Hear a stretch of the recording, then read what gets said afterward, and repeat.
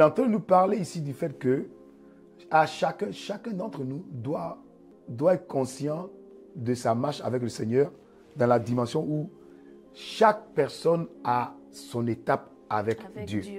Amen. Ok? Amen. De ne pas se retrouver juge de son frère. Amen. Vous voyez, non? Amen. Et voilà pourquoi il dit, laissez-les comme ça. Et j'ai l'impression que le semeur s'attendait qu'on allait s'aimer dans son champ. C'est ça. Parce qu'il n'a pas mis quelqu'un que lui l'a signé pour surveiller son champ. Voilà pourquoi le mot « les gens dormaient ». Il n'a pas dit « ses serviteurs dormaient ». Il n'a pas dit « ses moissonneurs dormaient ». Il n'a pas dit « ses enfants dormaient ». Il dit « les gens dormaient ». Pendant que les gens dormaient, le malin est venu s'aimer, son ennemi est venu s'aimer dans son champ. Comme s'il savait que l'ennemi est venu s'aimer et pour garder le champ, ce n'est pas à lui de garder le champ, que c'est celui qui reçoit la sémence qui doit garder son propre champ, la partie de son champ, la sémence qu'il a reçue. Bonsoir à tous. Voilà, nous nous retrouvons à nouveau sur notre plateau des profondeurs de sa parole. Et ce soir, nous sommes à nouveau avec notre pasteur Martial. Bonsoir, pasteur. Bonsoir, Christia, ça va? Ça va très bien, par la grâce de semaine? Dieu. Oui, amen, Dieu fait grâce, on est là. Et à tous nos auditeurs, ça vous va? Ça va bien là-bas, là où vous êtes? Ensuite, ça va? Envoyez-nous des likes, voilà. Vous pouvez vous démuter, hein? Donc vous avez la possibilité de vous démuter, vous pouvez interagir avec nous, c'est ça le but. Voilà, c'est ça le but. C'est pour ça qu'on le fait sur Zoom d'ailleurs. Sinon, on aurait fait ça sur YouTube. Mais sur Zoom, ça permet d'avoir une interaction avec vous. Donc c'est pas, ne nous laissez pas, moi et Christian ici dans le plateau. Ok? Donc vous êtes participants. Amen. Voilà, démutez-vous, vous pouvez poser vos questions, vous pouvez donner aussi des amens vivants. Voilà. Et n'hésitez surtout pas de préciser aussi depuis quelle ville, depuis quel campus vous êtes connecté, afin que nous puissions quand même... pas les campus font comment? Au moins quelle ville, voilà. Okay. Quelle ville où vous êtes connecté, au moins on a un aperçu de ceux qui nous suivent. Amen, amen. Alors. Et comme toute chose commence par Dieu, nous voulons recommander ce moment à la grâce du Seigneur, afin que lui seul par son esprit nous inspire durant tout ce moment de partage, de méditation de la parole. Pasteur, est-ce que vous pouvez nous conduire dans la prière, s'il vous plaît? On va prier. Excellent Père de grâce, nous voulons te dire merci. Merci pour ce jour que tu as fait.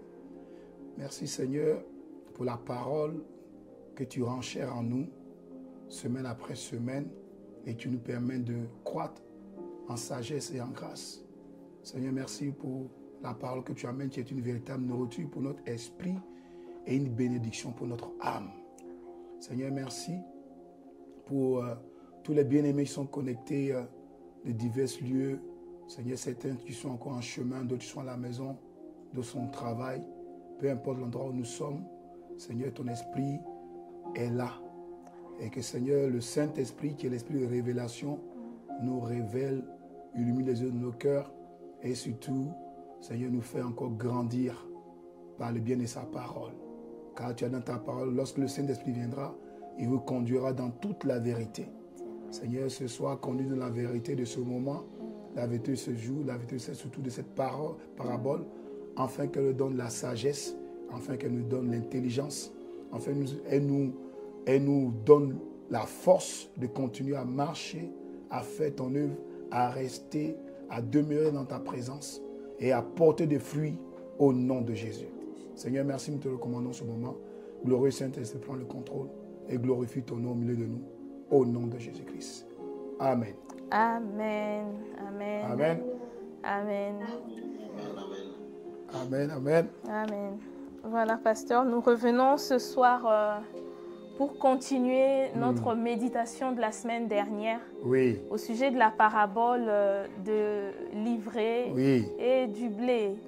Et donc, on a pris le temps la semaine dernière de pouvoir un peu poser le cadre sur base des explications que Jésus avait déjà données. Donc, on a compris que voilà, c'est lui qui sème, c'est le Fils de l'homme, donc Jésus lui-même. Et le champ où il est en train de semer, c'est le monde. Et lui, il sème les fils du royaume. C'est ça. Et l'ivraie, la mauvaise herbe, représente les fils du malin. Et la moisson qui représente la fin du monde. La fin du monde. Et on avait compris que voilà, il y avait quand même des éléments que Jésus n'avait pas abordés dans son explication et qui restaient un peu flous pour nous.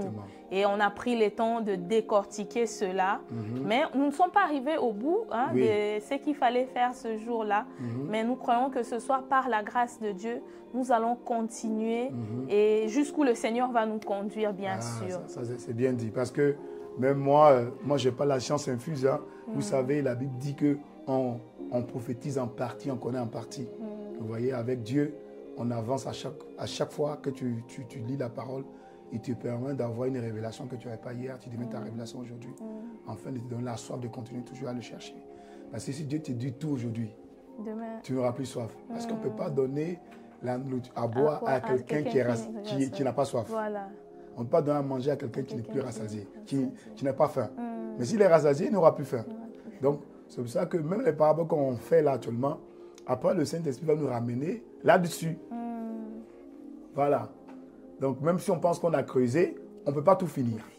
Voilà, mais la grâce que nous on demande, c'est que le Seigneur nous donne le pain de ce jour. Voilà, tu as compris. Donc le pain quotidien. Voilà, le pain d'aujourd'hui. Le pain qui va nous donner la croissance, le pain qui va nous donner l'assiduité, le pain qui va nous donner la dièse, le pain qui va nous restaurer. Le pain qui va nous équiper, c'est ça qu'on a besoin aujourd'hui. Voilà. Et on verra pour demain. Voilà. Donc, pasteur, si nous voulons encore continuer, en revenant un peu sur ce qu'on a vu la dernière fois, nous avons compris que Dieu est patient. La patience de Dieu nous dépasse au fait. Parce que là, la parabole nous montre que c'est lui qui sème, c'est le Fils de l'homme, donc Jésus. Et on a compris qu'il n'était pas du tout surpris lorsqu'on est venu lui annoncer que dans son champ, il y avait des livrées qui poussaient à côté de la bonne semence qu'il avait semée. Et lorsque nous projetons cela à l'église, pasteur, vous en tant que berger, comment vous pouvez...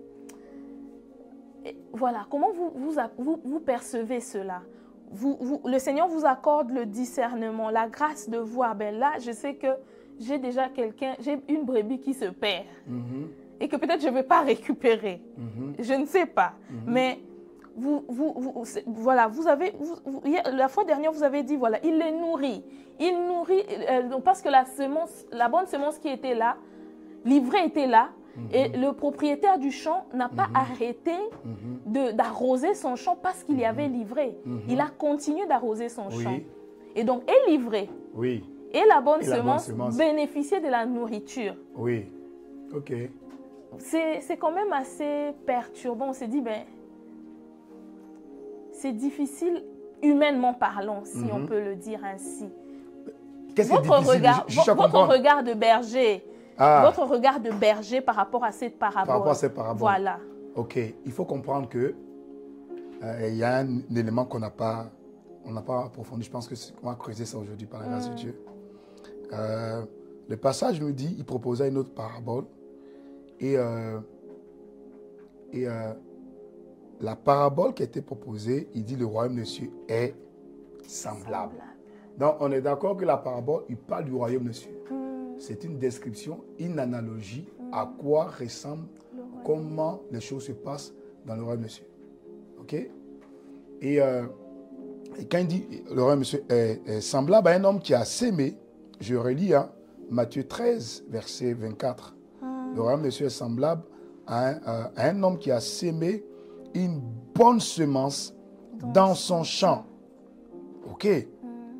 Il a sémé une bonne semence dans son champ.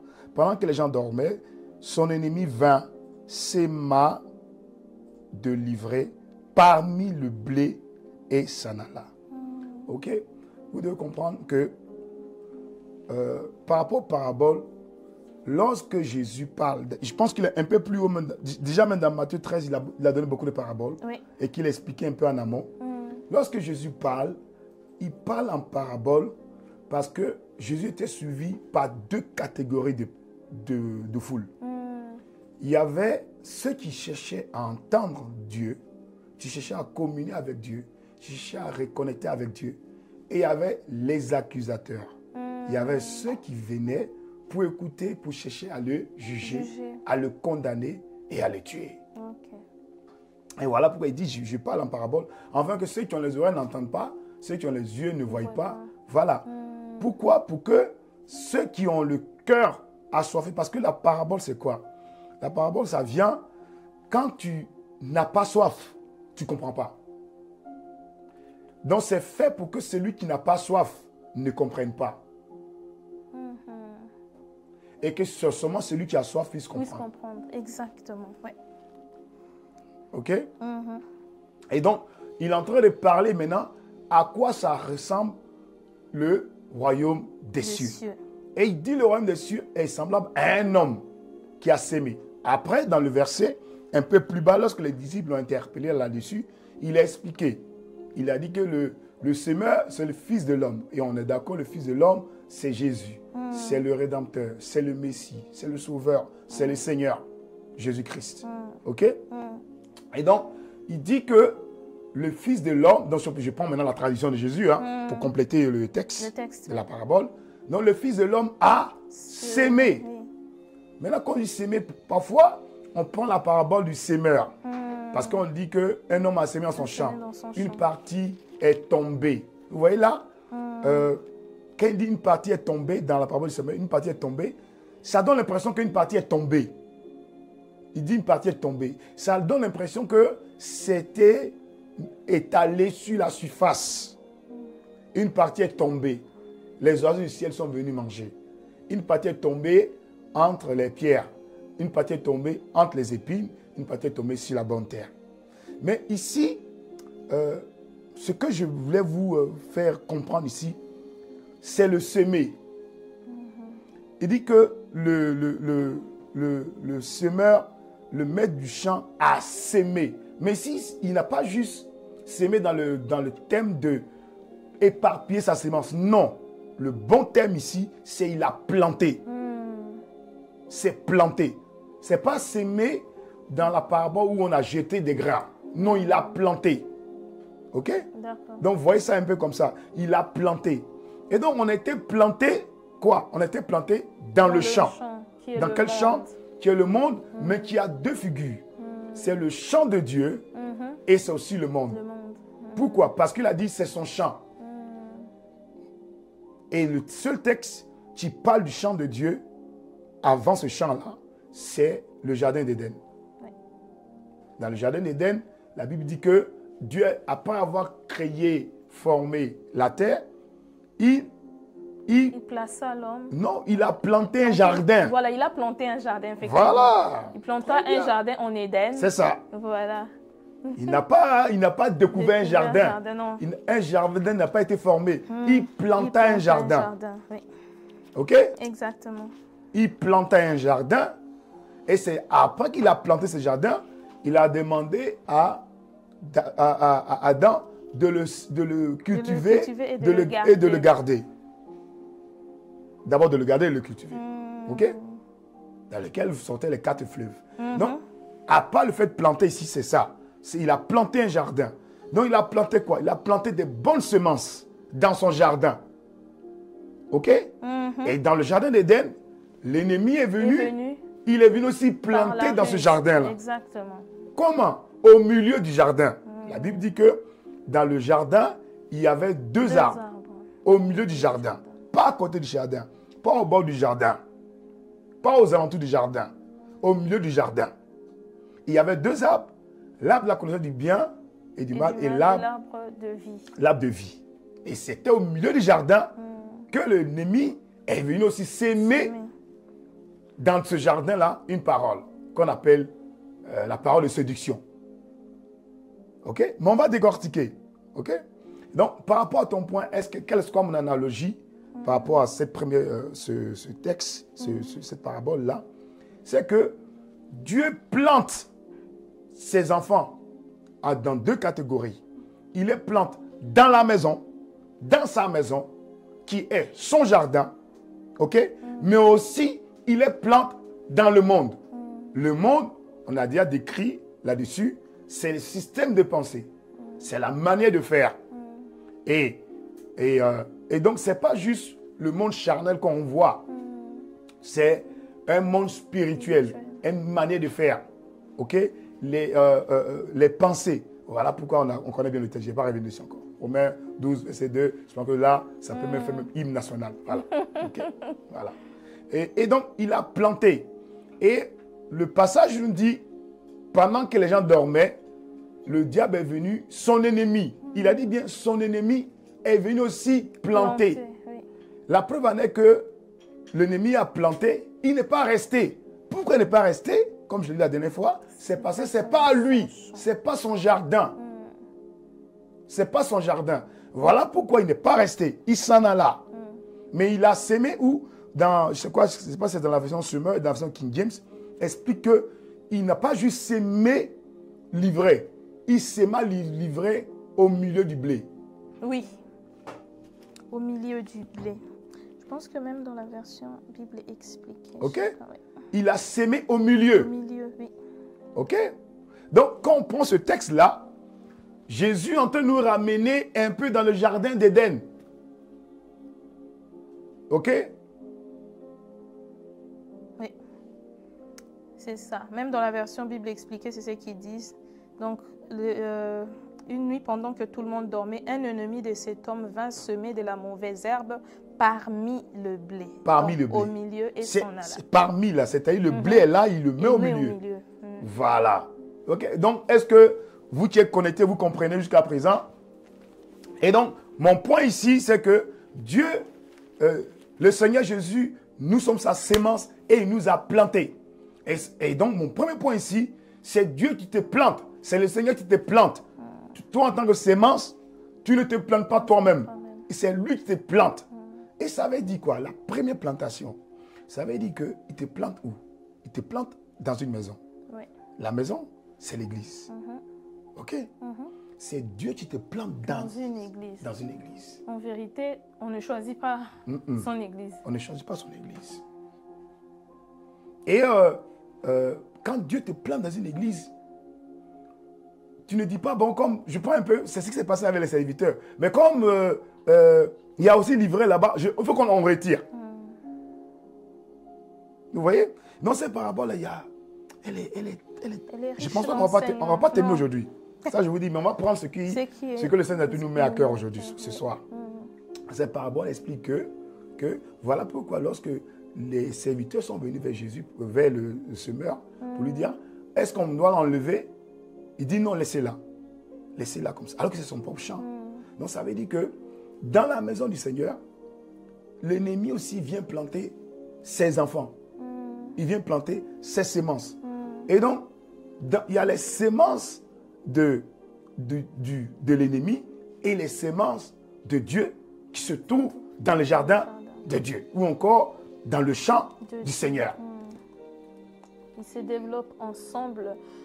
Et donc, on comprend par là, pasteur, que la cohabitation est inévitable. Inévitable. Voilà. Personne ne peut dire... Voilà. Au point où nous en sommes, depuis que le malin a semé déjà l'ivraie depuis le jardin. Depuis le jardin. On ne peut pas parler de séparer maintenant. On ne peut pas parler de séparer maintenant. Voilà pourquoi Jésus explique que les moissonneuses, ce sont les anges. Et que quand le temps viendra, il y aura maintenant la moisson. Mais avant de faire la moisson, il va enlever l'ivraie. Et puis, mais il va séparer le blé de l'ivraie pour qu'il puisse avoir maintenant la grande moisson. Oui. OK? Qu'on appelle le retour de Jésus. OK? Oui. Exactement, pasteur, parce qu'on comprend aussi que l'ivraie, comme on disait la fois dernière, elle ressemble beaucoup au blé. Ce qui fait que pendant la croissance, on peut facilement les confondre. Ce n'est qu'à maturité. Oui. Et la maturité au moment de la moisson, Oui. qu'on peut arriver à Discerner distinguer clairement qui est le blé, qui est l'ivraie. l'ivraie. D'où le point sur le jugement, pasteur. Le jugement que l'on peut porter sur l'autre, Oui. en vue de dire, voilà, tel c'est l'ivraie, moi je veux déjà les déraciner maintenant, parce qu'il n'a pas sa place dans le champ du Seigneur. Ah, ok. Vous voulez, donc c'est quoi la question? Ok, tu veux qu'on en parle un peu? Oui, qu'on aborde un peu ce point-là, pasteur. Comment faire la différence, la distinction? Ou c'est quoi? Au-delà de faire la distinction, mais quelle attitude en tant qu'enfant de Dieu nous devons avoir? Parce qu'au final, vis-à-vis du regard qu'on porte sur l'autre. Parce que la vérité, comme on a compris, personne ne sait qui est le bon, qui est le mauvais. C'est le Seigneur qui le sait, oui. Qui le sait véritablement, hein, si je peux emprunter un peu les termes de Nelly. Véritablement, c'est le Seigneur qui sait que ça, c'est que j'avais déjà choisi bien avant la fondation du monde. Et ceci, c'est voilà, les fils de la perdition. Maintenant, nous sommes tous là dans la maison du Seigneur. Quelle attitude devons-nous avoir les uns vis-à-vis des autres pour ne pas tomber sur le piège du jugement? Ok, très bien. Jacques en parle, mais Jean l'explique un peu mieux.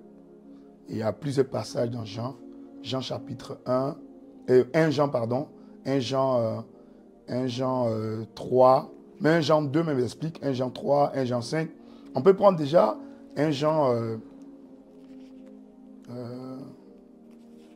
attends, il y a tellement de passages. On peut prendre 1 Jean 3. 1 Jean 3 à partir du verset 1er. 1 Jean 3 à partir du verset 1er. Ouais. Je vais lire avec la version second 21. Vous voyez quel amour le Père nous a témoigné pour que nous soyons appelés enfants de Dieu. Ok. Tu vois? Et nous le sommes. Si le monde ne vous connaît pas, c'est qu'il ne l'a pas connu, lui. Tu peux repartir un peu au verset 28 de 1 Jean chapitre 2. Verset 28. Et puis tu rentres maintenant dans le chapitre 3. D'accord. Et maintenant, petits enfants, demeurez en lui. Ainsi, nous aurons de l'assurance lorsqu'il apparaîtra. Nous n'aurons pas la honte d'être loin de lui lors de son retour. C'est ça. Amen. Voilà. Ok? Oui. Maintenant, c'est là, maintenant, il continue maintenant en disant, verset 29. Si vous savez qu'il est juste, reconnaissez que toute personne qui pratique la justice est aussi née de lui. Voilà. Donc, il donne ici un indicateur pour pouvoir ne pas tomber dans le jugement. Ok? C'est de marcher dans la justice. Mais il continue en expliquant. Vas-y. Donc, si vous savez qu'il est juste, reconnaissez que toute personne qui pratique la justice est aussi née de lui. Ok. Voyez quel amour le Père nous a témoigné pour que nous soyons appelés enfants de Dieu. Voilà. Et nous le sommes. Si le monde ne vous connaît pas, c'est qu'il ne l'a pas connu, lui. C'est ça. Bien-aimés, nous sommes maintenant enfants de Dieu. Et ce que nous serons un jour n'a pas encore été révélé. Mais nous savons que lorsque Christ apparaîtra, nous serons semblables à lui parce que nous le verrons tel qu'il est. C'est ça. Donc il est en train de parler ici de la dimension de enfant de Dieu qu'on va amener à venir, qui n'est pas encore arrivé, qui est à l'enlèvement ou encore au jour du jugement. Exact. Ok? Maintenant, il va expliquer un peu comment on peut discerner, comment attitude il faut avoir pour marcher, pour être enfant de Dieu, ne pas se retrouver en train de juger. Continue, il va parler de quiconque à partir du verset 3. Continue. Toute personne qui possède cette espérance en lui se purifie comme lui-même est pur. Voilà. Oui. Tous ceux qui pratiquent le péché violent la loi, puisque le péché, c'est la violation de la loi. Or, vous le savez, Jésus est apparu pour enlever nos péchés. Oui. Et il n'y a pas de péché en lui. C'est ça. Ceux qui demeurent en lui ne pêchent pas. Mhm. Si quelqu'un pêche, il ne l'a pas vu et ne l'a pas connu. C'est ça. Je continue. Verset 7. Petits enfants, que personne ne vous égare. Ou encore personne ne vous séduise. Dans d'autres Ok. versions, exactement. Voilà. Celui qui pratique la justice est juste comme Christ lui-même est juste. Ah, voilà ta réponse. Amen. Amen. Ah oui, c'est tellement parlant que... Voilà, je pense que, bien-aimés, vous qui nous suivez, vous avez autant compris ce texte à la lumière de ce que nous avons vu tout à l'heure, que vraiment, la clé, c'est de demeurer déjà dans le Seigneur. C'est ça. Se purifier. Ne pas pratiquer. Le Il n'a pas péché. dit ne pas tomber. Tomber dans le péché. Ne pas pratiquer. Ne pas pratiquer le péché. Voilà. Donc, demeurer dans le Seigneur, c'est marcher dans la justice comme lui, il est juste. Voilà. Et demeurer dans la justice, appliquer la loi. Ah. Marcher selon ce que dit Selon la ce que parole. dit la parole. Et je pense que, pasteur, si nous sommes véritablement concentrés sur ça, nous n'aurons pas le temps de juger notre prochain. C'est justement. Maintenant, continue. Continue un peu. Celui qui pratique le péché est du Et diable. du diable. Car le diable pêche dès le commencement. Oui. Or, c'est pour détruire les œuvres du diable que le Fils de Dieu est apparu. C'est ça. Verset 9. Quiconque est né de Dieu ne pratique pas le péché, parce que la semence de Dieu demeure en lui, Ah, vous voyez. et il ne peut pas pécher parce qu'il est né de Dieu. Et voilà. Amen. Il dit la semence. Pourquoi? Dieu l'a planté dans son jardin, mais lui-même, il est la semence de Dieu, et Dieu a une semence en lui, qui est dans le jardin. Et lui-même, il est dans le jardin. Donc, il y a deux jardins. Toi, tu es le jardin de Dieu dans lequel la parole de Dieu est Il est plantée. planté. Et toi, tu es la semence de Dieu dans laquelle Dieu plante dans son jardin. Amen. OK? Amen. Continue. Maintenant, il va terminer en disant quelque chose.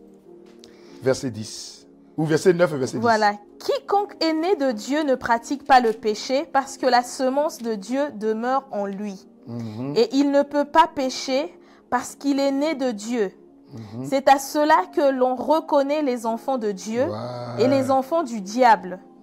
Celui qui ne pratique pas la justice n'est pas de Dieu. C'est ça. Tout comme celui qui n'aime pas son frère. Voilà.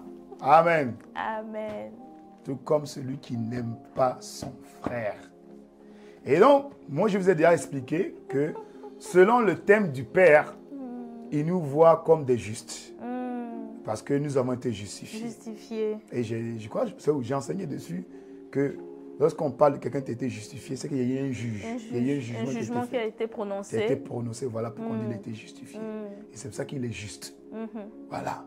On ne peut pas dire que quelqu'un est juste s'il n'y a pas eu un jugement. Voilà. OK? Et donc, du coup, qu'est-ce qu'il est en train de dire? Ça veut dire que pour ne pas se retrouver en train de dire telle personne est livrée, telle personne n'est pas livrée, il faut toi-même te juger toi-même. Quand tu te juges toi-même, ça te permet de ne pas avoir un regard de jugement à l'égard de ton prochain. Voilà pourquoi il a terminé en disant comme aimer son prochain. Vous qui êtes connectés, vous suivez. Voilà. Voilà. Donc, c'est de ça qu'il est en train de dire. Amen. Amen. Donc, très bien, je vois vous êtes connectés. Amen, amen, amen. Donc, c'est ça qu'il est en train de dire. De ne pas juger. OK? De ne pas juger. Comment? Parce que toi-même, tu te laisses juger par la parole. Parce que toi-même, tu es la semence de Dieu plantée, mais dans laquelle il y a une semence dans laquelle tu es planté qui te permet de ne pas juger. Pourquoi? Parce que l'ivraie, il dit, l'ivraie et le blé se ressemblent. Ce n'est qu'à la finalité qu'on sait qui est livré. Donc ça veut dire que quelqu'un peut commencer comme ivraie est devenue sémence. On a vu ça avec Saul, qui est passé de Saul à Paul. Ok? Quelqu'un peut commencer livret et puis devenir sémence. Quelqu'un peut commencer aussi blé et puis devenir livré. Apparence, en apparence. En voilà. apparence, puisqu'on ne peut pas, on peut pas savoir. Voilà. Les deux d'apparence sont identiques. Ok? Voilà. Donc, repartons à nos textes. Donc ça te répond à ta première question. Oui, repartons à nos textes. Toujours dans 1 Jean. Non. On revient sur le texte de base. Matthieu, d'accord. Ok. Donc, on était au point où les serviteurs du maître de la maison vinrent lui dire « Seigneur, n'as-tu pas semé une bonne semence dans ton champ? Comment se fait-il donc qu'il y ait de la mauvaise herbe ?» Il leur répondit « C'est un ennemi qui a fait cela. » Les serviteurs lui dirent « Veux-tu que nous allions l'arracher ?» « Non, dit-il, de peur qu'en arrachant la mauvaise herbe, vous ne déraciniez en même temps le blé. Laissez l'un et l'autre pousser ensemble jusqu'à la moisson, et au moment de la moisson, je dirai au moissonneur, arrachez d'abord la mauvaise herbe et liez-la en gerbe pour la brûler, mais amassez le blé dans mon grenier. » Très bien. Maintenant, on va aller encore en profondeur sur le premier point. On va prendre l'analogie, la parabole et l'explication de Jésus. Il a dit dans ce passage-là qu'on est en train de lire, Matthieu 13, là, le verset, je reprends au départ, le verset 26. Il dit, lorsque les herbes eurent poussé, verset 25. Pendant que les gens dormaient, son ennemi vint et sema l'ivraie. Parmi le blé. Il a semé l'ivraie parmi le blé. L'ivraie, c'est quoi? Est-ce que vous avez cherché? Qui peut me dire c'est quoi l'ivraie? Chers amis connectés. L'ivraie, si vous regardez l'ivraie dans Strong, allez voir c'est quoi l'ivraie. Je pense qu'il y avait déjà ça. Le mot, comme il est traduit en grec.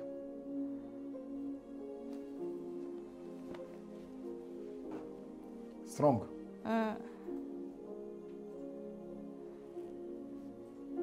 Chers amis connectés, n'hésitez pas de nous donner... Mais si tu l'as, je n'ai pas de problème, tu peux le lire. Hein. Parce que parfois, oui, c'est pas trop évident. Oui, je suis en train de... Zizanion.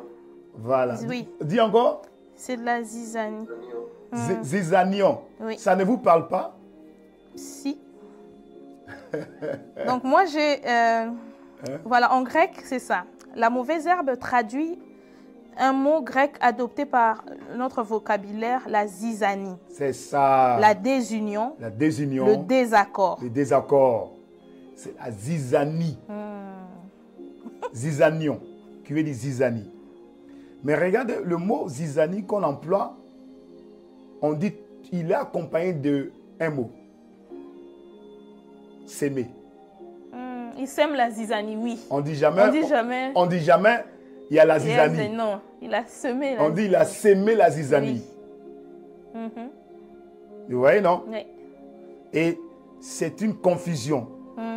Donc, ça veut dire que c'est un état où on ne sait pas qui est vrai. Qui est qui. Donc, la zizanie que sème l'ivraie, ce n'est pas juste pour l'ivraie, mais c'est aussi pour le blé. Le blé, voilà. Donc, elle est semée de telle manière que, c'est pour ça qu'il dit parmi, mais on explique au milieu. C'est-à-dire que, comme c'est au milieu, tu ne peux pas dissocier du bon du mauvais.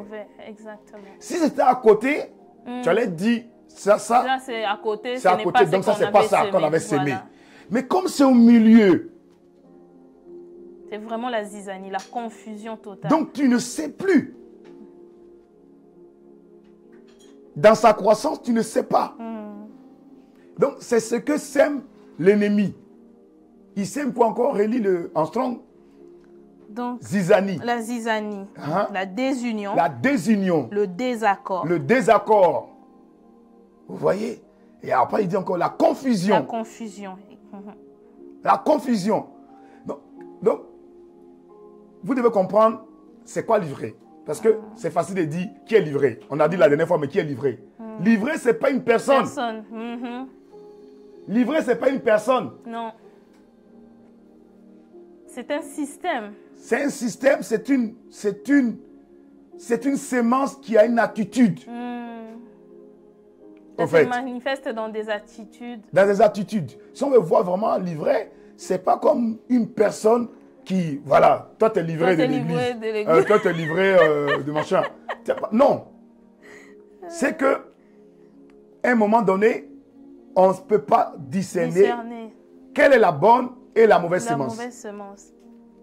Parce que ce qu'on croit être la bonne peut manifester voilà, les manières de faire de ce qui est bon. De ce qui est bon. De ce qui est bon. Voilà. Voilà.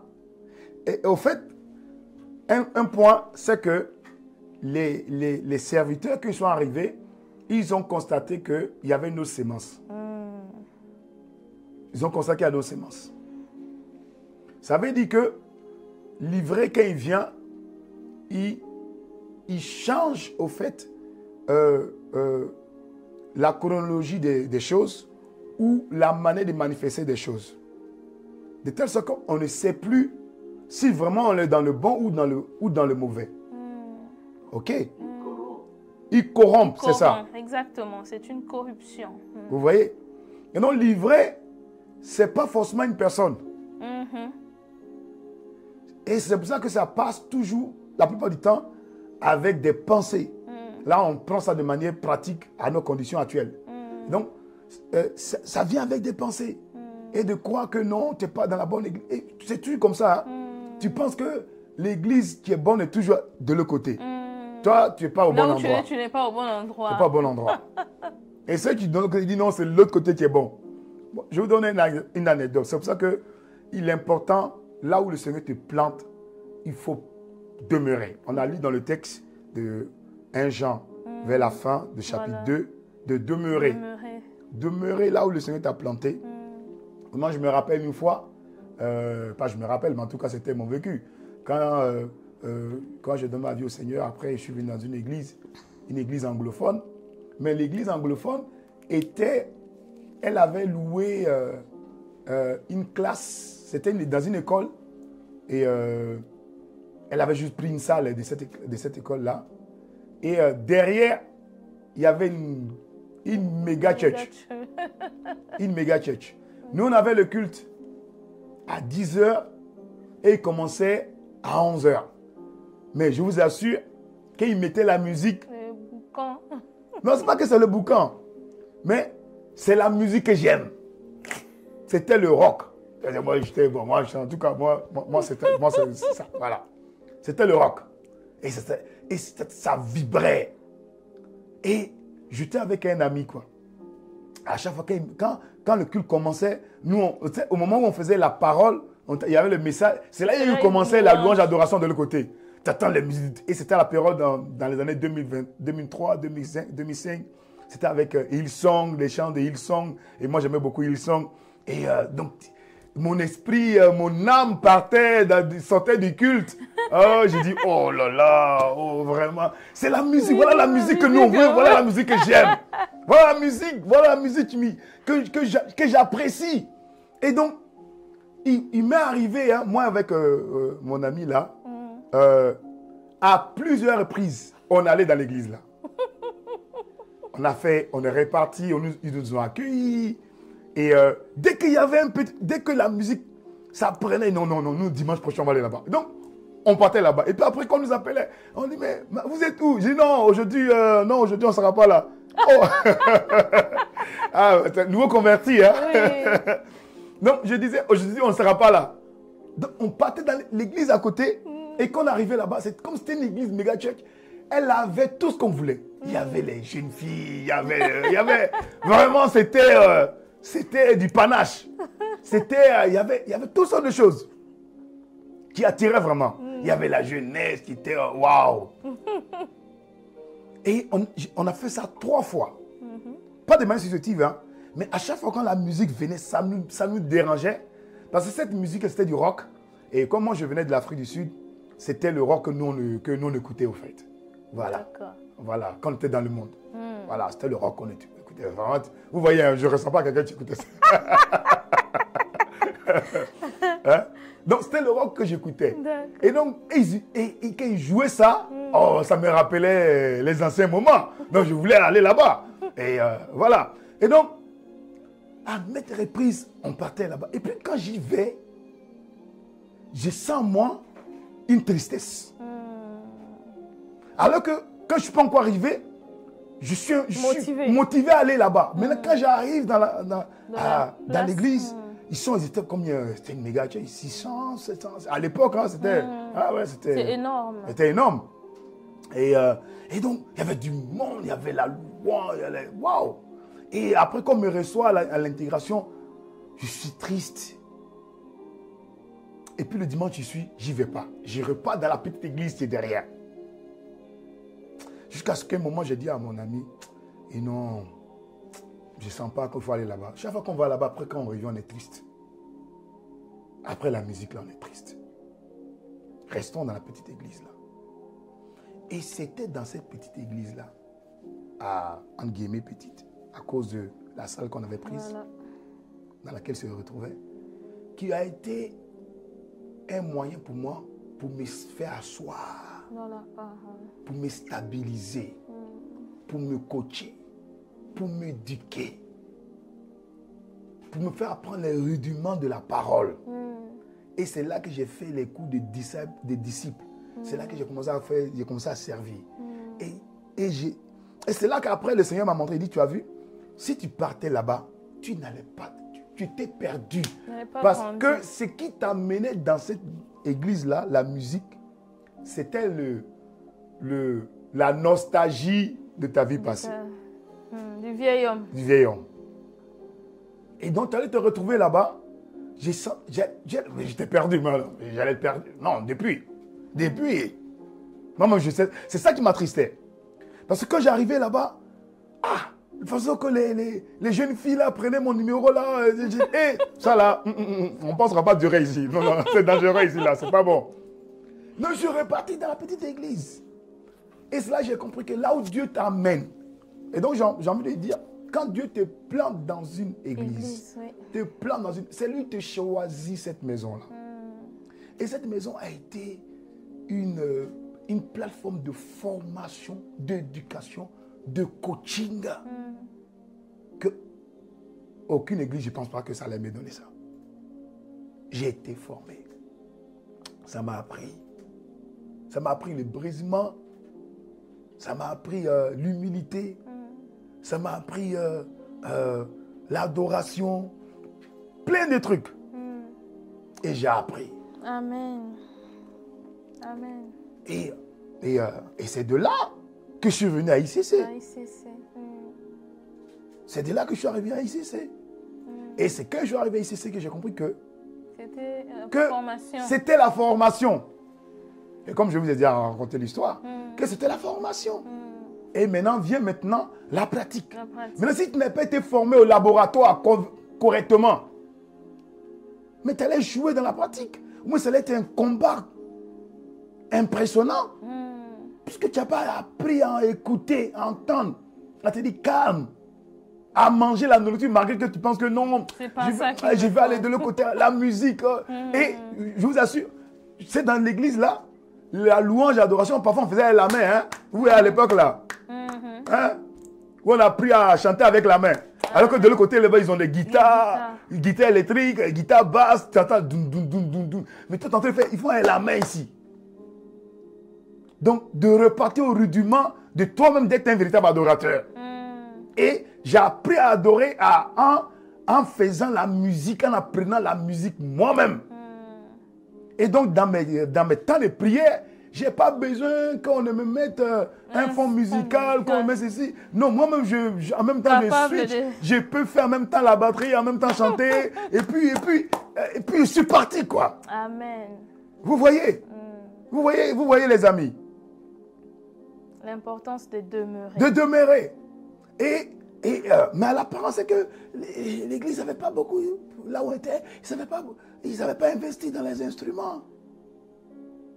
Donc on acclamait le vendredi, là, j'ai appris à adorer Dieu avec les mains, avec les mains, avec les pieds, Amen. avec la bouche. Amen. Amen. Et c'était un excellent coaching. Vous voyez? Amen. Et donc, quand je me suis retrouvé au Luxembourg, à un moment, il n'y avait pas de piano, il n'y avait plus des pianistes ici.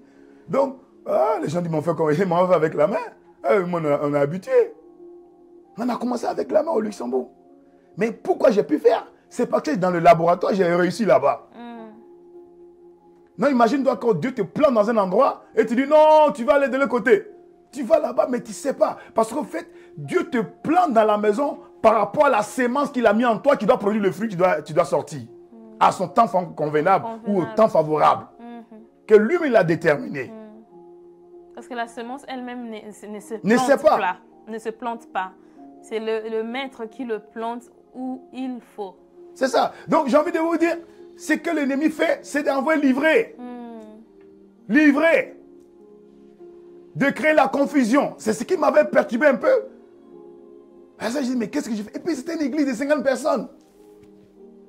Mais je vous assure, c'est un tout. Après, on a grandi. Hein. Après, ils ont créé d'autres églises. On allait de l'autre côté. Voilà. Mais au départ, là, c'était un truc de 50 personnes. Tout au plus. Tu as une petite salle là. Où on acclame comme ça. Une salle de classe. Une salle de classe. Et de l'autre côté, ils ont un conseil. Ils ont tout le matos. Il n'y a pas de comparaison. Mais le Seigneur me dit, reste ici. Reste ici. Reste là. Reste là. Reste là. Amen. Et donc, j'ai envie de vous dire, vous êtes la sémence de Dieu. Et vous êtes la bonne sémence. C'est le Père qui connaît la sémence et c'est lui qui connaît la moisson. La moisson. Voilà pourquoi Jésus a dit, demandez au maître de la moisson. Le maître de la moisson, c'est le Père. C'est le Père qui est le maître de la moisson. Et il sait quelle moisson il veut faire sortir dans la sémence que vous êtes. Amen. Le fruit qu'il veut faire sortir de la sémence que vous êtes. Amen. Amen. Amen. Et pour compléter cela, lisons ensemble Somme chapitre 1. De quel type de sémence donne cette moisson? Amen. Somme chapitre 1. À partir du verset 1er. À partir du verset 1er, nous lisons. Somme.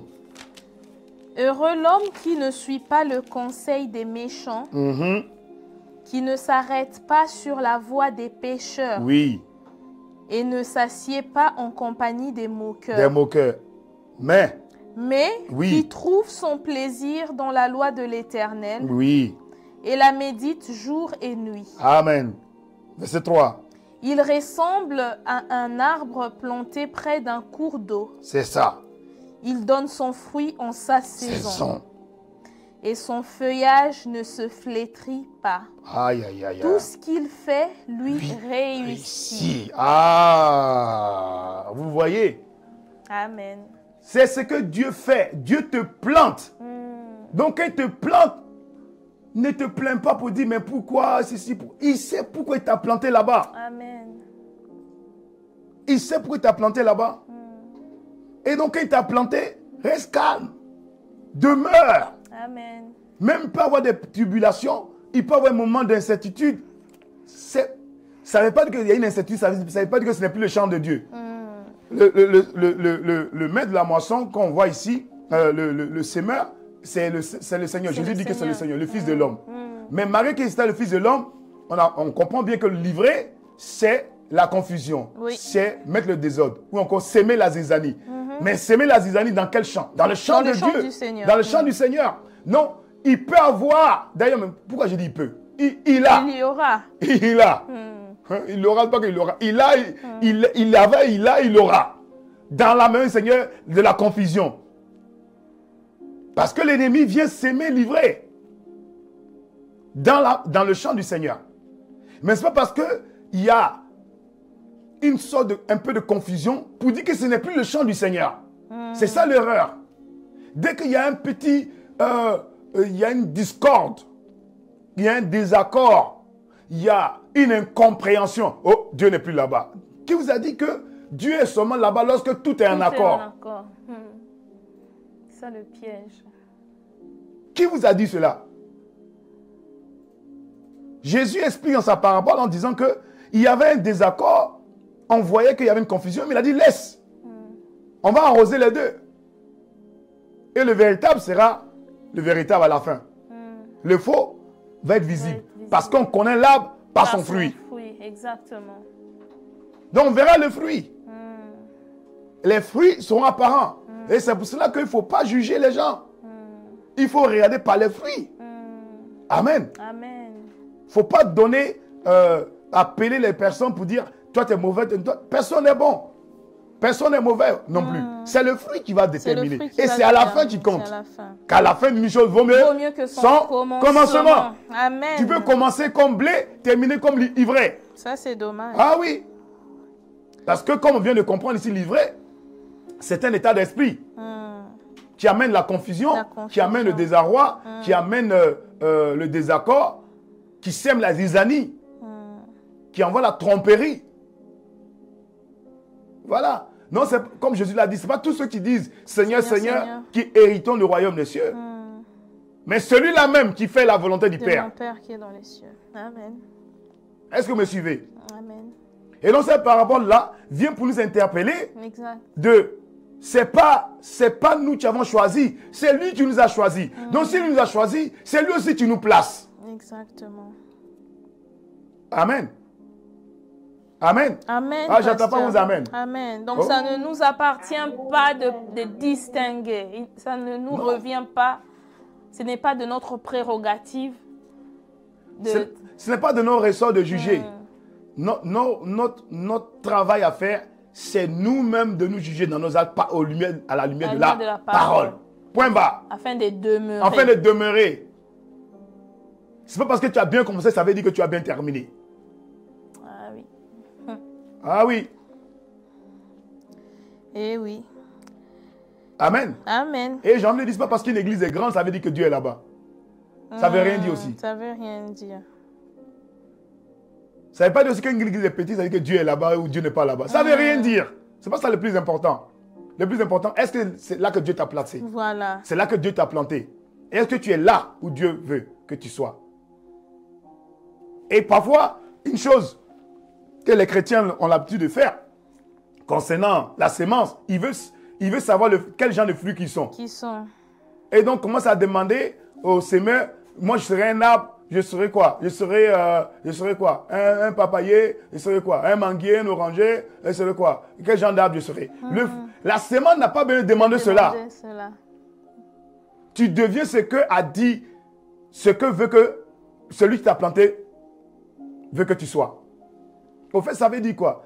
L'une des choses que beaucoup de chrétiens ont l'habitude de faire, qu'ils amènent même à créer des challenges dans la vie de chrétienne, c'est qu'ils veulent d'abord savoir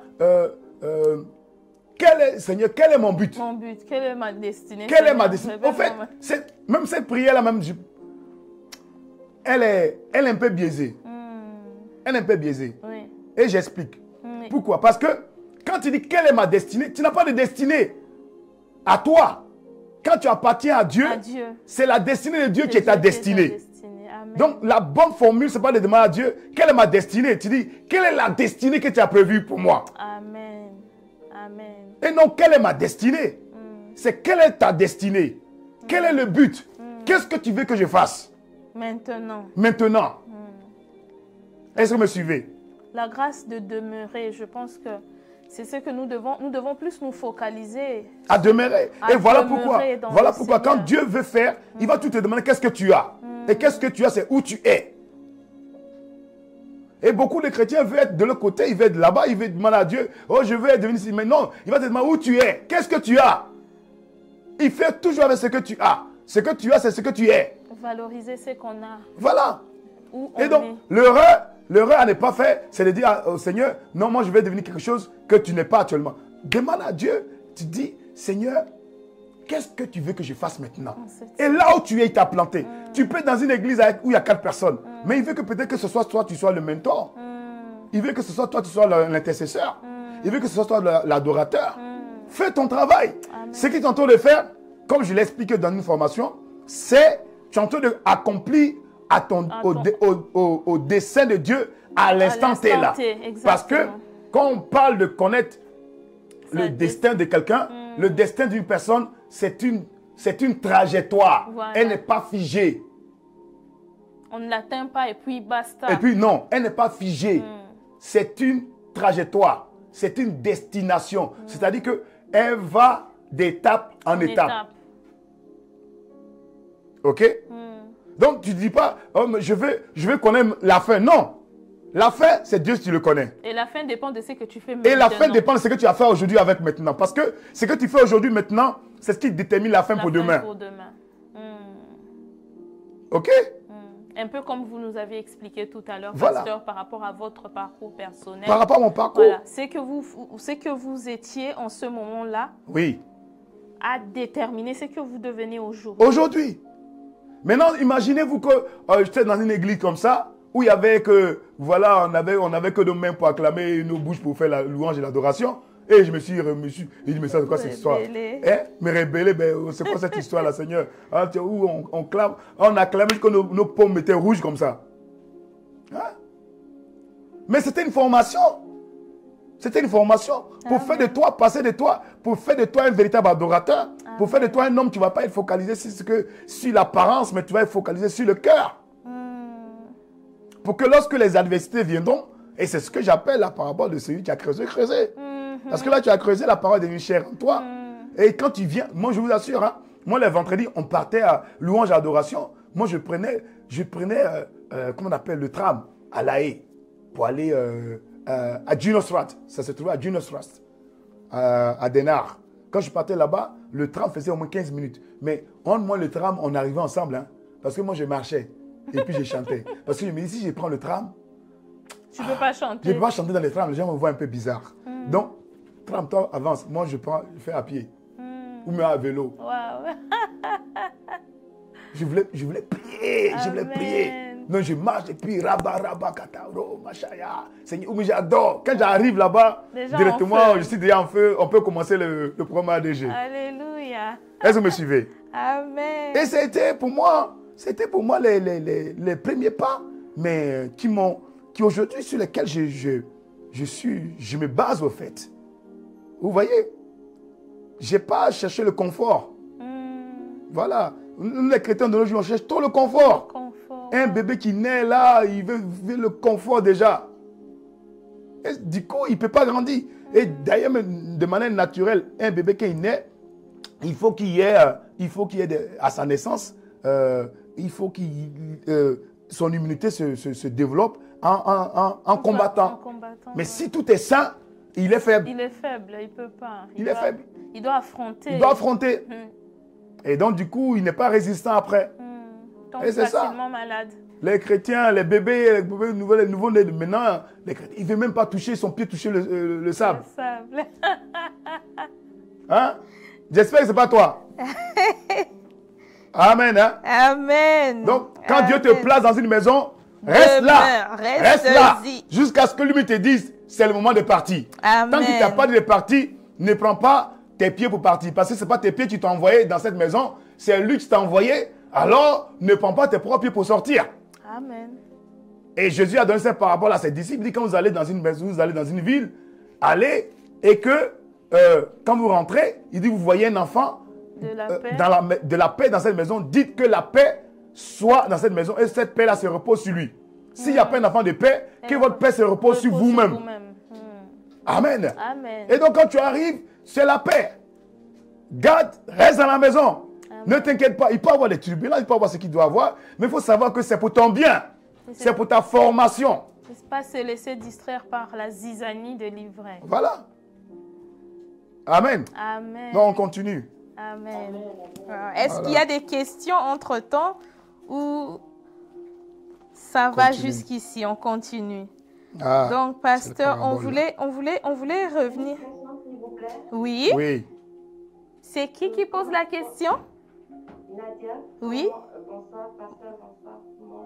Comment reconnaître que l'église que l'on fréquente, c'est la bonne église où Dieu nous a placés? Je pense que j'ai déjà dit. Hein. J'ai dit ça. J'ai dit, au fait, je comprends Nadia, mais j'en profite pour parler à tout le monde. Dimanche, je vais donner le message là-dessus. J'ai dit que Dieu avance avec le chrétien avec son assureur. Et d'ailleurs, même dans le 1 Jean qu'on a lu là, il parle de l'assurance. OK? Avec l'assureur qui est le Saint-Esprit. Parce que le Saint-Esprit a été attaché avec nous jusqu'au jour de la rédemption.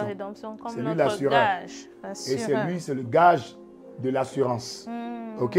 Amen. Et Romain explique que le Saint-Esprit rend témoignage à notre esprit. Que nous sommes enfants de Dieu. Amen. OK? On a vu dans le texte tout à l'heure qui parle de l'enfant de Dieu. Et si on est enfant de Dieu, voilà ce qu'il faut faire ici. Quelqu'un est enfant de Dieu, etc. Et donc, ce qui te permet de savoir que là où tu vas, c'est la volonté de Dieu. C'est le passage où Jésus, lorsqu'il a envoyé d'autres disciples, les 70, qu'il a envoyés là où il devait partir. Il envoie 70 et il a dit, allez, ne prenez ni sac, ne prenez ni bourse. Je vous envoie comme des agneaux au milieu des loups. OK? Et ne vous arrêtez pas en chemin. OK? Ne vous arrêtez pas en chemin. OK? Amen. Et il dit, dans quelques maisons que vous allez aller. Ça veut dire, selon Dieu, un enfant de Dieu, il n'a pas appelé pour que aujourd'hui tu es ici, après tu es ici, après tu es là-bas, après tu es ici. Non, après tu es ici. C'est du désordre. Amen. Et donc il dit, dans quelques maisons où vous allez, quand tu vas, tu arrives dans une maison, il faut que la paix soit dans cette maison-là. C'est le premier indicateur. C'est-à-dire que tu aies la paix. La paix est l'élément qui va te montrer que tu es bienvenu. Amen. Et donc, j'ai envie de dire à Nadia et à tout le monde qui se pose ces questions, quand vous arrivez dans une fois, quelque part dans une église, dans un endroit, si vous recevez la paix de Dieu, et j'ai dit, il y a 3 éléments au niveau de la paix de Dieu. On ne veut pas faire la prédication. Bon, on va dire MCM de mettre ça sur YouTube. Amen. Voilà. La paix. Mais il y a 3 niveaux de paix. Il y a la paix avec Dieu, il y a la paix de Dieu, et il y a la paix avec les autres. OK? Amen. Et on a dit le précurseur qui te permet d'avoir la paix de Dieu et la paix avec Dieu, la paix de Dieu et la paix avec les autres, c'est la paix avec Dieu. Et c'est la paix qui est dans le livre de 2 Corinthiens chapitre 5 verset 18 qui nous parle du fait de la réconciliation. OK? Ça veut dire quand tu arrives dans une maison et que tu sens que tu as reçu que ton amour avec Dieu, ta communion avec Dieu a été rétabli, ça veut dire que tu es au bon endroit. Amen. Amen. Est-ce que vous me suivez? Voilà. Ça veut dire que c'est là que Dieu veut que tu sois. Parce que c'est ça son but. C'est de réconcilier. Exactement. OK? Et donc, la réconciliation va se manifester comment? Tu vas avoir la paix. Tu seras en paix avec Dieu. Et systématiquement, tu auras la paix de Dieu. Mais pas forcément la paix avec les autres. Voilà. Ça, c'est une autre paire de Ça, c'est une autre paire. Ça, c'est la 3e part. OK? Parce que la paix avec les autres va maintenant être déterminée avec le travail que tu auras fait avec la paix avec Dieu et la paix dans ton cœur, la paix de Dieu, qui va changer, qui va t'amener à avoir la paix avec les autres. Dépendant de ton origine, ton background, de ce que tu as vécu, de ce que tu as traversé. Est-ce que vous me suivez? Amen. Si vous me suivez, quelqu'un me dit Amen. Amen. Voilà. Et donc, c'est la paix de Dieu. C'est ça. Et donc, le Saint-Esprit rend témoignage à ton esprit. Et la Bible explique, il rend témoignage que tu es enfant de Dieu. Enfant de Dieu, ça dit quoi? Pourquoi il a dit enfant de Dieu? Si vous êtes enfant de Dieu, même dans le texte qu'on a lu tout à l'heure de 1 Jean, oui. c'est enfant de Dieu. Pourquoi il dit enfant de Dieu? Enfant de Dieu, ça veut dire qu'il y a un père. Et s'il y a un père, c'est qu'il y a une relation. C'est pour ça qu'il parle d'enfant. Il n'a pas dit que vous êtes serviteur de Dieu. Il n'a pas dit que vous êtes avocat de Dieu. Vous êtes intercesseur de Dieu. Vous êtes ouvrier de Dieu. Enfant de Dieu. Mais pourquoi il dit enfant? Entre enfant et père, c'est qu'il y a une relation. Mais s'il dit que vous êtes maintenant enfant de Dieu, ça veut dire que l'enfant, à un moment donné, avait déserté. Et qu'il est revenu. Et quand on revient pour quelqu'un qui a déserté, on fait la paix. Et le fils prodigue nous a expliqué cela dans la parabole, que lorsque le fils prodigue allait délapider, qu'il est revenu, le père lui a fait la paix. Comment? Il a pris l'anneau, l'alliance qu'il avait, et il a mis le doigt de son fils en signe pour dire, maintenant, on est réconciliés. Amen. Ok? Amen. Donc, quand vous allez dans une église, c'est ça qu'il faut regarder. Il ne faut pas regarder les miroirs, il ne faut pas regarder les trucs. Tout ça là, c'est beau, mais ce n'est pas le plus important. Le plus important, est-ce que ta réconciliation avec Dieu, quand tu es arrivé là-bas, tu l'as reçue? Oui. Si c'est ça la réponse, demeure. Amen. Tu es au bon endroit. Amen. Voilà. Maintenant, après, l'ennemi va essayer de se me livrer. Voilà. Il va faire son travail. Sans relâche. Il va faire son travail. Donc, demeure. Et maintenant, quand tu as eu cette paix-là, dès le départ, et puis après, il y a des challenges qui viennent, tu dois savoir que ces challenges qui viennent là, ne sont pas là pour pouvoir te perturber, mais pour te permettre de creuser, d'enraciner cette paix-là, d'enraciner ta joie, d'enraciner ta communion avec le Seigneur. Et donc de rentrer en profondeur. Parce qu'on connaît bien la parole du Seigneur. Non, pas la parole du Seigneur. Lorsque Éphésiens, il a parlé de 4 dimensions de l'amour. Et l'amour en hauteur, c'est l'amour qui vient par opposition. Donc l'opposition te permet d'avoir l'ascension. Voilà. Ok? L'amour en longueur, ça te permet d'avoir la rapidité, voilà, etc., et la longévité. Mais l'amour en opposition, le vent contraire, te permet d'avoir l'ascension. Ok? Amen. Voilà. Donc, tu viens, on t'accueille, tu viens, c'est qu'on t'accueille. Au fait, quand j'ai envie de dire, je n'ai pas envie de dire ça comme secondaire, comme je parle de ICC Luxembourg. Voilà. Voilà, je dis ça de manière générale. Donc, pour pas quelqu'un va se trouver indexé, que le pasteur en train de dire que voilà. Non, je dis ça de manière générale. Comment ça se passe? C'est la paix de Dieu. C'est la paix de Dieu. Et la paix de Dieu, c'est ce que le diable ne peut pas donner. Amen. Il est incapable de donner la paix. Il ne peut pas te donner la paix de Dieu. Un seul est prince de paix. Il ne peut pas te donner ça. Amen. Parce que lui-même n'a pas la paix. Non. Car la Bible explique, Romains 17, je crois, que le royaume de Dieu n'est pas le manger, le boire, mais la justice, la paix, la joie par le Saint-Esprit. Amen. Ok, les amis? Amen. Donc, c'est la paix. Ton baromètre, c'est la paix. Et c'est pour ça que quand tu veux faire quelque chose, il va enlever ta paix. Et comme j'ai expliqué tout à l'heure, dans l'anecdote que j'ai donnée, quand je me suis converti, c'est que je me trouvais dans une grande église, mais je sentais qu'il n'y avait pas la paix. Il y avait une tristesse, il n'y avait pas la paix. Mais je voyais là, je dis, l'apparence est bien.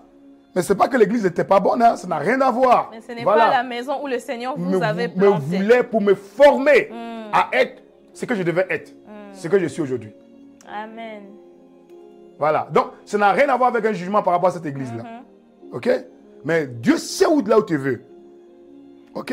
Amen. Et il te place là pour pouvoir te former, te coacher pour que tu sois ce que tu dois être. Amen. Amen. Amen. Ah oui. Parce que franchement, honnêtement, oui. Ça, c'est Aubin. Oui, vas-y, on t'écoute ta question. Oui. Comme là. Est-ce qu'on peut faire en fait le lien de cette partie qui parle de la paix avec ce que le psaume 23 nous dit, il dit qu'il nous conduit en fait, même si nous passons dans les sombres vallées de la mort, de l'ombre de la mort, on ne craint rien parce qu'il est avec nous. Oui. Et sa paix avec nous, mais il permet qu'on descende dans cette sombre vallée-là. Exactement. Le psaume 24 l'explique, il dit, même quand je marche dans la vallée de l'ombre de la mort, sa houlette et son bâton fait quoi? Me rassure. Tu as l'assurance. Et l'assurance, c'est quoi? C'est la paix. Voilà pourquoi la Bible dit, approchez-vous avec assurance devant le trône de la grâce. Amen. Soyez en paix. Amen. Pas de culpabilité. Oui, tu es tombé, c'est pas grave. Mais Dieu dit, tu n'es pas pécheur. Mais tu as péché, mais il dit, tu n'es pas pécheur. Tu es juste de Dieu. Voilà. Parce que tu ne pratiques pas le péché. Tu ne pratiques pas, tu es juste tombé, mon fils. Voilà. Lève-toi. Amen. Et viens. Amen. Vous voyez, non? Voilà. Tu es tombé, c'est tout, tu es tombé. Amen. Voilà. Tu ne vis pas dans le péché. Tu es tombé. Lève-toi, marche, avance. Amen. Ta gloire arrive. Amen. Amen. Voilà. Donc, le catalyseur, c'est le témoin intérieur appelé la paix, donné par le Saint-Esprit. Amen. que lui seul peut donner. Wow, pasteur. Les autres n'ont pas. Ils prennent des antidépresseurs, insomnie, machin, tout ça pour dormir. Alors qu'ils ont l'argent. C'est tout un cocktail, pasteur. D'autres, ça les amène à la mort. Parce qu'ils ont pris jusqu'à... Ils prennent maintenant la morphine. Hein, pour pouvoir dormir. Toi, tu dors comme un bébé. Amen. La paix du Seigneur. Amen. Et c'est ce qui s'est passé avec Jésus. Dans la barque dans laquelle ça prenait l'eau, les disciples n'avaient pas la paix, ils ne pouvaient pas dormir. Jésus dormait alors qu'une barque est en train de prendre l'eau. Le bateau prend de l'eau, il dort. C'est la paix, l'assurance qu'il a. Amen. Parce qu'il sait que le Père est avec lui, le Père est en lui. Amen. Voilà. Amen. Amen. Amen. Oh. Amen, hein? Vous êtes là?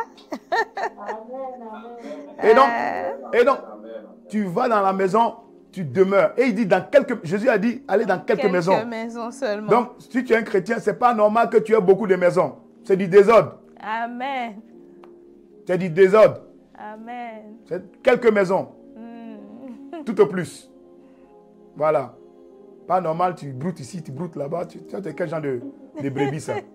Tu manges ici, tu manges là-bas, tu manges ici. On ne sait pas comment tu ressens finalement. Amen. Voilà. Mange à la maison. Amen, pasteur. Voilà, ouais, j'ai envie de dire ça. C'est vraiment manger à la maison. Amen. D'ailleurs, même la nourriture que tu manges au dehors, elle ne va pas te faire croître. Généralement, Parce qu'elle n'est pas adaptée. Elle est trop salée, trop sucrée. Oui. Mange à la maison. Mange la nourriture de la maison. Amen. Voilà. Amen. Voilà. Mange à la maison. Amen. Dieu sait pourquoi il t'a placé là-bas. La Bible dit que c'est Dieu qui met des bergers selon son cœur, afin qu'il vous prête, afin de vous paître selon son désir, selon son plan. Amen. Donc, tu ne sais pas quelle nourriture tu vas manger. Donc, reste là. Il y a livré là-bas, ce n'est pas grave. Mange seulement. Mange ce que le Seigneur te donne. Amen. Amen. Amen. Et si on continue avec ce passage, je pense il faut qu'on en parle un peu cette partie-là. Oui. C'est la fin. Oui, la fin, c'était ça. Hein? C'était l'objectif. Je vais aborder ce point un peu. Avant, parce que là, oui, il nous reste quelques normalement, minutes, on n'a plus assez de temps, mais oui, voilà. Mais je vais quand même toucher on va toucher ce point-là avant de pouvoir partir. S'il te plaît. Oui, pasteur, je vous en prie. Donc, je vais lire l'explication du Seigneur. Il dit, alors Jésus renvoya la foule et entra dans la maison. Ses disciples s'approchèrent de lui en disant, explique-nous la parabole de la mauvaise herbe dans le champ. Il leur répondit, celui qui sème la bonne semence, c'est le Fils de l'homme. Le champ, c'est le monde. La bonne semence, ce sont les enfants du royaume. La mauvaise herbe, ce sont les enfants du mal. L'ennemi qui l'a semé, c'est le diable. La moisson, c'est la fin du monde. Oui. Les moissonneurs, ce sont les anges. Oui. Tout comme on arrache la mauvaise herbe et la jette au feu, on fera de même à la fin du monde. Le Fils de l'homme enverra ses anges. Ils arracheront de son royaume tous les pièges, ou dans d'autres versions, tous les scandales, et ceux qui commettent le mal. Et ils les jetteront dans la fournaise de feu, où il y aura des pleurs et des grincements de dents. Alors les justes resplendiront comme le soleil dans le royaume de leur Père. Que celui qui a des oreilles pour entendre, entende. Très bien, très bien, très bien. Très bien, oui. Et donc, cette deuxième partie-là, que dans l'interprétation de Jésus, il expliquait que c'était pas au serviteur de dire à quel moment il aura la moisson.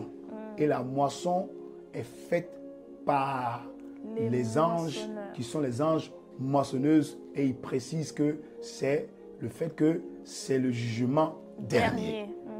OK? Et qu'au jugement dernier, il aura une séparation. Il aura une séparation entre le bon et les mauvais. Entre l'ivraie et le blé. OK? Amen. Et le blé sera amassé dans son grenier, mais l'ivraie sera attachée et jetée au feu. OK? Amen. Donc, vous devez savoir que les chrétiens, il y a un jugement. Beaucoup de chrétiens vivent mais ils ne vivent pas ayant la pensée, la conscience qu'il y a un jugement qui s'attend. Il y a un jugement qui t'attend.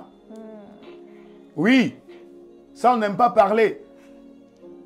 Il y a un jugement qui vient. Amen. Oui, on ne peut pas l'éviter. Quand tu es chrétien, déjà, tu es sur la liste de jugement. Amen. Amen. Ok? Donc il y a un jugement qui vient. Et c'est pour cela qu'il faut savoir garder sa foi, préserver sa foi. Parce que même si tu perds la foi, tu seras jugé. Amen. Ce n'est pas parce que tu as perdu la foi que tu ne seras pas jugé. Non. Tu seras jugé par rapport au fait que le don de Dieu qui a été donné par son Fils Jésus, qu'as-tu fait de cela? Et tu seras jugé. Tu seras jugé. Amen. Tu seras jugé. Et donc, pour expliquer ce texte-là, Jésus en parle encore dans Matthieu chapitre 25, au verset 31. Alors, si tu veux, tu peux le lire. Oui, pasteur. On va expliquer. Nous sommes dans Matthieu 25, verset 31. À partir du verset 31. Nous lisons. Lorsque le Fils de l'homme viendra dans sa gloire avec tous les saints anges, il s'assiera sur son trône de gloire. Oui. Toutes les nations seront rassemblées devant lui.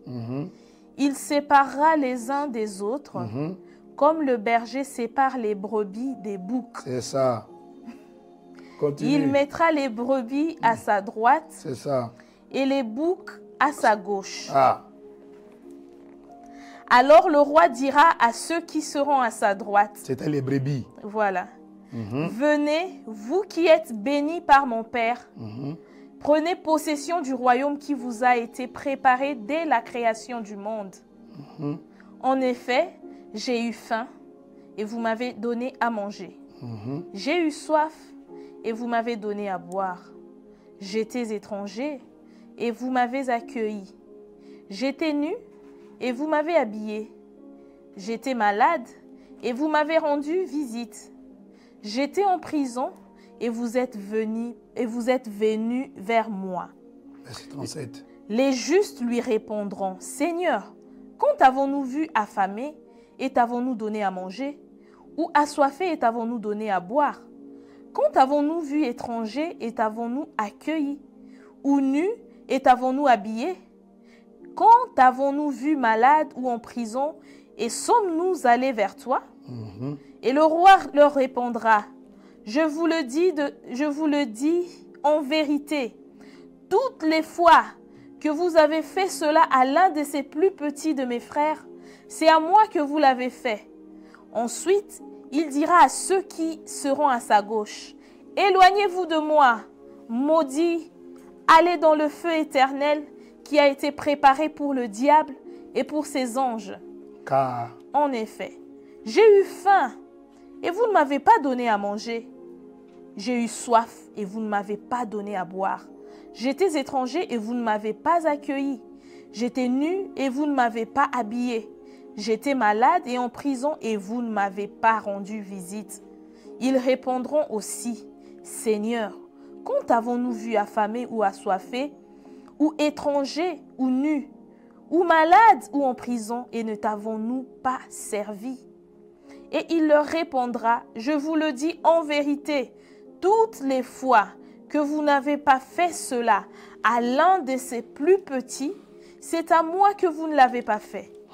Et ils iront à la peine éternelle, tandis que les justes iront à la vie éternelle. Wow. Amen. Wow. Ouais. Et donc, ce texte nous explique un peu comment va se passer la moisson. Ça parle plus de la moisson. Plus pas de le la jour, moisson. Voilà. Pas de l'avènement, mais il a focus ça sur la moisson. Comment, quand la parabole disait que les anges viendront et il va enlever le livret, il va le jeter et il va prendre. Donc, il a été expliqué comment le livret est devenu livret. Et comment on devient un livret. Exactement. Et comment on devient le blé. Le blé, voilà. Ok? Donc, le livret, c'est pas vraiment c'est une confusion Quel ennemi sème qui t'amène à faire quelque chose qui n'est pas de la nature de Dieu, mais qui est la nature du diable.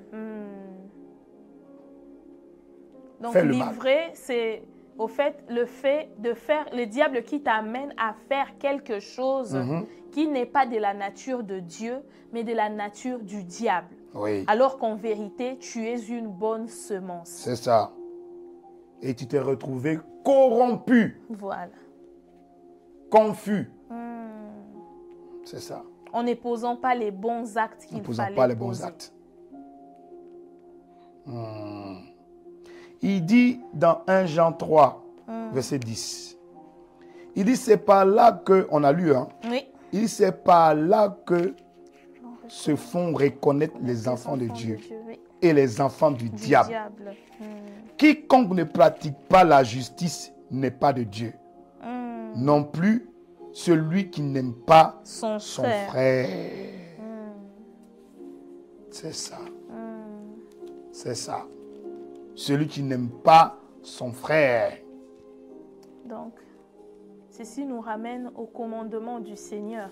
C'est ça. C'est ça. Donc, au final, on peut dire, pasteur, que le Seigneur veut nous ramener à son commandement. Oui. Au travers de cette parabole. Aimer Dieu de tout son cœur, de toute son âme et aimer son prochain, comme soi-même. Comme soi-même.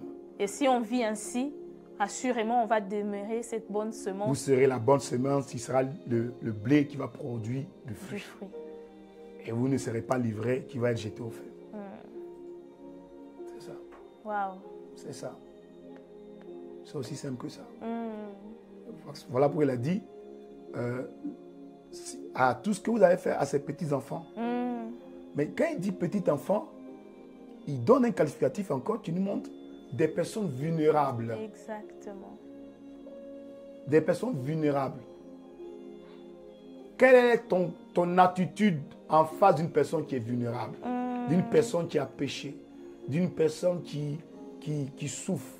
D'une personne qui n'arrive pas à vivre, à prier en langue comme toi tu pries en langue? À faire 40 jours de jeûne et prière. Comme toi tu le fais de manière aisée. Hey. À ne pas marcher comme toi tu marches droit, tu es bien. C'est ça le plus difficile, pasteur, je pense. Quel regard on a face à celui qui ne marche pas selon... Qu'on croit. Voilà, qu'on croit ne pas marcher selon ce que nous, on a compris comme principe. Voilà, comme principe. C'est ça. Est-ce qu'on les disqualifie d'office et on le met en marge ou on l'accueille quand même en frère? C'est ça. C'est ça là qui va faire que à la fin, certains vont se retrouver comme livrés. N'ayant pas compris qu'ils étaient déjà livrés. Donc c'est la manière dont tu te comportes vis-à-vis du frère. Et Jean l'explique dans 1 Jean, il revient à mettre reprise. Il dit l'amour de Dieu consiste à obéir à ses commandements. Et ces commandements ne sont pas pénibles. Amen. C'est d'aimer ton prochain comme toi-même. Il le dit dans le texte. D'aimer ton prochain comme toi-même. Donc vous voyez le parcours qu'on a fait de livrer. On revient sur le plus grand des commandements, d'aimer son prochain comme toi-même. Tu vois? D'aimer son prochain. D'aimer ton prochain. Même si ton prochain, tu penses qu'il est livré, arrose-le. De la même manière que Dieu, le semeur, a arrosé, livré. Amen. Et il n'a pas séparé. Il a dit, laisse-les croître. On verra par le fruit plus tard. Par le fruit plus tard. Waouh.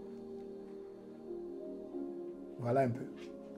Amen. En tout cas, si vous avez reçu, mettez le cœur, les likes. Vraiment. Que la main de Dieu soit sur vous vraiment. Et que après avoir demeuré dans la présence de Dieu, que l'ennemi ne vienne pas vous transformer, vous qui êtes blé, à devenir livré. Amen. Veillez sur votre cœur. Veillez sur votre attitude vis-à-vis du prochain. Ne soyez pas dans le jugement. Parce que Jésus dit dans sa parole, avant de ôter la paille qui est dans l'œil de ton voisin, enlève d'abord la poutre qui est dans tes yeux. Amen. Oui. Mais ça ne veut pas dire qu'on ne doit pas dire ce qui n'est pas bon. Mais ça veut dire simplement qu'on ne doit pas avoir un regard de jugement. Quand quelqu'un tombe, quand quelqu'un est faible, on a juste un regard de compassion, de compassion pour l'amener à le mettre sur le droit chemin. Et c'est pour ça qu'il faut prier pour la personne. C'est pour ça qu'il faut être disponible pour la personne. C'est pour ça qu'il ne faut jamais fermer la porte. C'est pour ça qu'il faut faire ce qu'il doit faire. C'est faire le bien. Jésus dit dans la parole, ne vous lassez pas de faire le bien, car vous moissonnerez au moment convenable. Amen. Amen. Amen. Amen. Amen. Amen. Amen. Amen. Amen. Vous êtes là avec nous? Ah. Oui, oui. Amen. Moi, j'en ai eu des cas, des personnes qui ont quitté l'église, qui ont des choses, mais malgré qu'ils n'étaient pas là, j'ai continué à s'aimer. Je dis, toi, tu ne vas pas devenir livré au nom de Jésus. Amen. Toi, je vais continuer à s'aimer jusqu'à... Même si je vois livrer là, ça va devenir bonne semence, ça va devenir du blé. Amen. Au nom de Jésus. Amen. Par l'arrosage de la parole de Dieu. Amen. Amen. Amen. Voilà. Donc, soutenons-nous, aimons-nous, épaulons-nous, faisons le bien, pas le mal. Sortons des critiques. Amen. Sortons des comparaisons. Amen. Tu n'es pas mieux que ton frère. Car Jésus dit dans sa parole, celui qui veut être le chef, le plus grand, doit le serviteur des autres. Amen. Amen. Amen. Dispose ton cœur. Amen. Quelqu'un peut mal commencer, mais il peut bien terminer. Amen. Amen. Wow. Vraiment. Est-ce qu'on peut acclamer vraiment le Seigneur de la manière dont il nous a conduits? Hein, là où vous êtes, acclamons le Seigneur. Voilà. Parce que je crois que le Seigneur nous a amenés à l'essentiel. Sa volonté pour nous, c'est que nous puissions vivre en marchant selon ses commandements. Et son commandement, ce n'est que de l'aimer lui. Et c'est là, pour l'aimer lui, c'est en aimant notre prochain au fait. Nous manifestons l'amour de Dieu lorsque nous aimons véritablement. C'est lui que nous voyons en face de nous. C'est ça. Ah. Amen. Amen. Amen. On va prier. On va prier. On est arrivé à la fin de notre programme de ce soir. Amen. Père éternel, Seigneur, nous voulons te dire merci. Seigneur Jésus, merci pour cette parole. Seigneur, tu es venu nous instruire. Tu es venu nous réconcilier avec le Père, nous réconcilier avec toi et nous réconcilier aussi dans nos marches avec toi. Seigneur, de notre communion avec le Saint-Esprit. Merci, Seigneur, pour cette parole qui est venue à point nommé nous redresser dans ce début de cette année. Merci, Seigneur, pour cette parabole qui éblouit, Seigneur, notre mindset, qui nous ramène sur l'essentiel. Seigneur, merci, Seigneur, le fait que nous partons ce soir, nous partons soulagés, libérés de toute forme d'accusation, de condamnation. Et nous partons avec cette fraîche odeur de ton amour, de ton parfum, de ta grâce que tu as répandue dans notre cœur par le Saint-Esprit. Merci Seigneur. Merci Seigneur parce que nos regards vis-à-vis de nos frères, de nos amis, de l'église dans laquelle tu nous as placés, elle sera désormais différente. Seigneur, merci. Béni soit ton nom pour la paix que tu nous accordes, pour la grâce que tu nous accordes. Seigneur, nous te recommandons nos soirées. Seigneur, qu'elles soient enrichissantes, qu'elles soient bénissantes et que le mystère du Saint-Esprit soit déployé sur nos vies. Seigneur, nous plaidons le sang sur nos cœurs, sur nos vies, sur nos familles, sur nos activités. Et que Seigneur, qu'elle produise des fruits dignes de repentance. Seigneur, glorifie ton nom dans notre vie. Dans le nom puissant de Jésus, nous avons ainsi prié. Amen. Amen. Amen, amen. Amen, amen. Amen. Soyez bénis. Soyez bénis. God bless you. Je crois que pour cette parabole, nous allons nous arrêter là. Et par la grâce de Dieu, le Seigneur va nous amener quelque part avec une autre parabole peut-être. Et d'ici là, portez-vous bien et continuons à méditer, à ressasser cette parole afin qu'elle demeure vraiment en nous et que nous puissions manifester dans notre quotidien cet amour en demeurant déjà dans la maison où le Seigneur nous a plantés. Ah ouais. Demeure. Si tu as eu la paix, là où tu es arrivé, si tu as eu la paix, demeure là-bas. Amen. Voilà. Voilà. Ce n'est pas parce que l'ennemi est venu s'aimer livré que tu as parti. Ne fais pas comme Adam a fait, il a quitté le jardin d'Éden. Non, non. Voilà. Demeure. Amen. Amen. Donc, que la grâce du Seigneur soit sur vous, que l'amour de Dieu soit votre partage au nom de Jésus.